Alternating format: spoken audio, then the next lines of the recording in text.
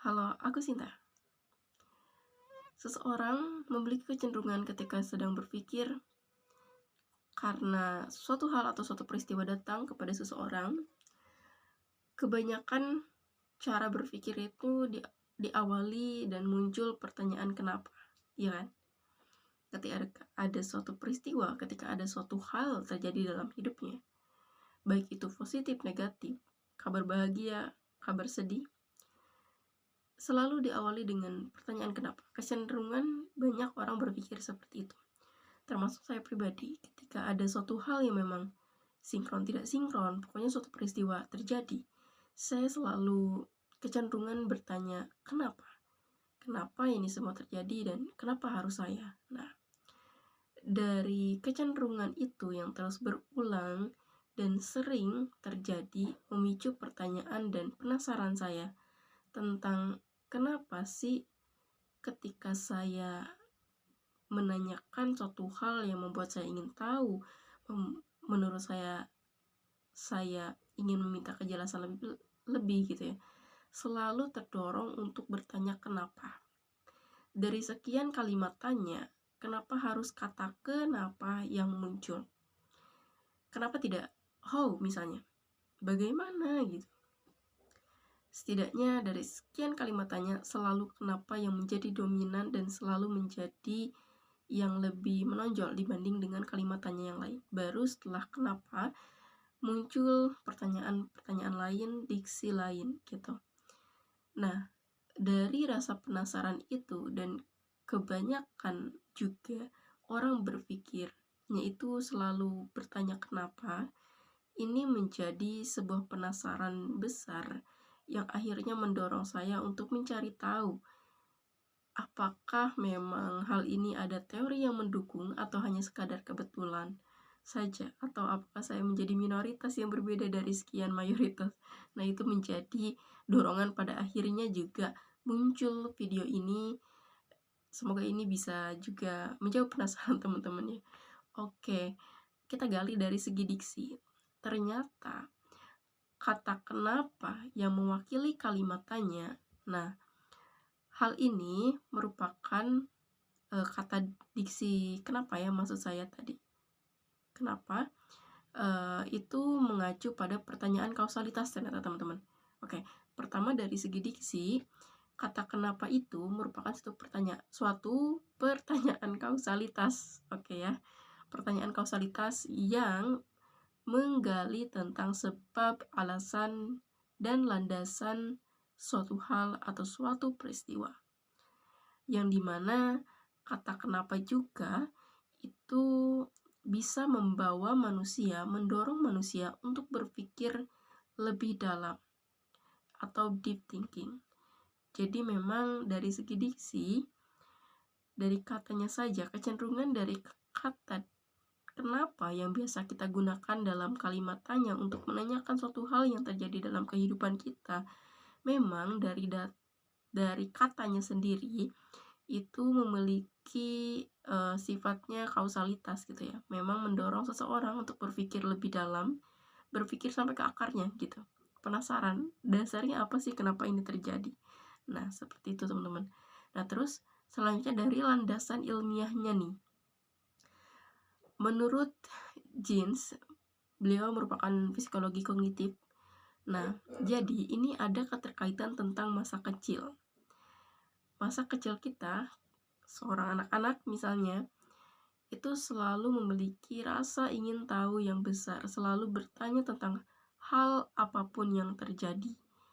Nah, biasanya mereka selalu bertanya mengapa ya ini terjadi. Nah, lewat pertanyaan kenapa biasa digunakan.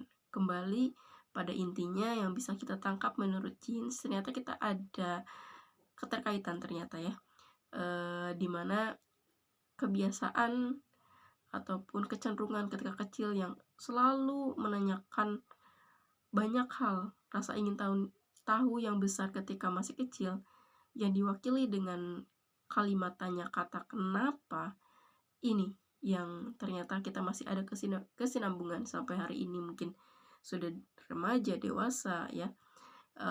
kita selalu menggunakan kalimat kenapa gitu ya, kata kenapa.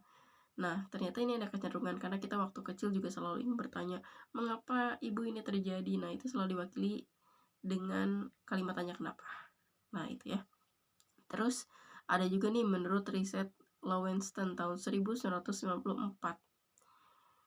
Nah, di sini juga menunjukkan bahwasanya pertanyaan yang bersifat kausal atau diksi kenapa ya, teman-teman tadi lebih memicu dorongan untuk mencari jawaban dibanding pertanyaan prosedural seperti how atau bagaimana.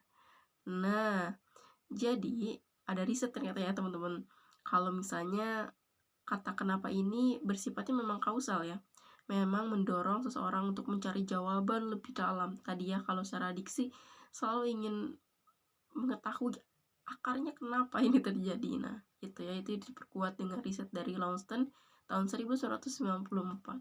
Tahunnya saja udah sangat tua ya. Jadi memang sebenarnya ini ada teori yang mendukung. Jadi apa yang terjadi hari ini ada orang yang sebelumnya pernah mengalami atau bahkan kita ketahui sudah melakukan riset gitu. Nah, terus selanjutnya menurut filsafat ilmu nih. Nah, dalam filsafat khususnya pemikiran Aristoteles. Nah, Aristoteles membagi sebab itu menjadi 4 ya. Ada material, formal, efisien, dan final, teman-teman. Nah, semua kajian ilmu berangkat dari upaya menjawab mengapa sesuatu terjadi. Nah, tanpa diwakili dengan pertanyaan kenapa, ilmu hanya akan menjadi teknik praktis, bukan pengetahuan mendalam. Gitu. Jadi memang ternyata penting ya, bertanya kenapa itu penting, karena ini juga akan membuka pengetahuan lebih dalam lagi, seperti yang dilakukan oleh pemikiran Aristoteles atau yang disampaikan lebih tepatnya. Nah, terus masih ada nih, menurut neuroscience. Nah, penelitian di bidang neuroscience juga menunjukkan otak manusia memiliki causal reasoning network. Nah, jadi khususnya di bagian frontal cortex ya, otak lebih mudah mengingat, memahami informasi bila dikaitkan dengan alasan mengapa daripada interupsi bagaimana. Nah, jadi memang ternyata sangat berkesinambungan ya teman-teman semuanya, baik dari segi kosakatanya, dari segi ilmu, secara ilmiah tadi ya, filsafat, neuroscience, ternyata memang ada kesinambungan yang sangat kompleks dan berkesinambungan semuanya.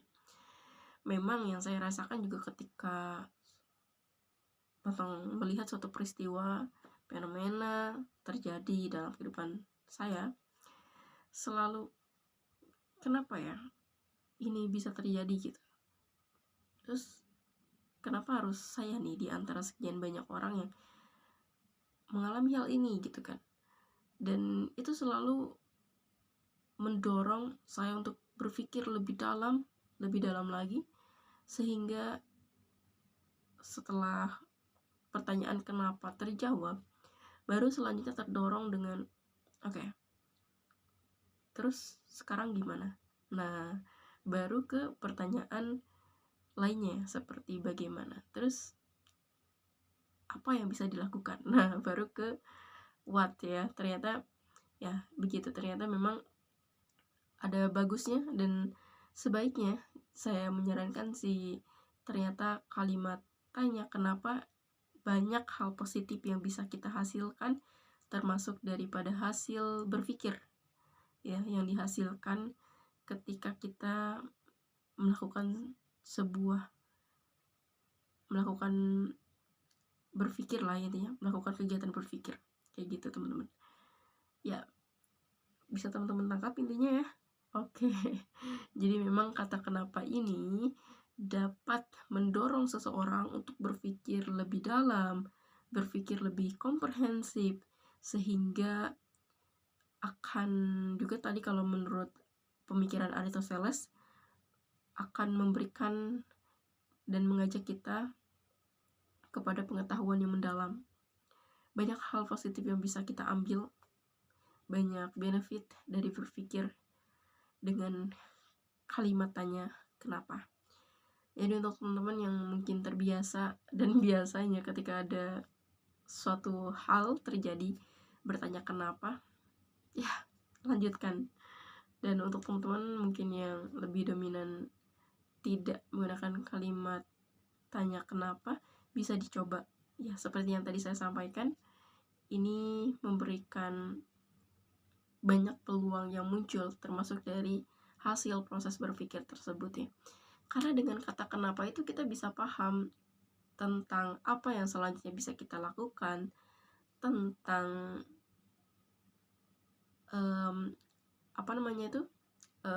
yang terlibat nanti siapa saja untuk bisa menyelesaikan pada akhirnya apa yang sedang kita pikirkan jika itu terjadi kebuntuan.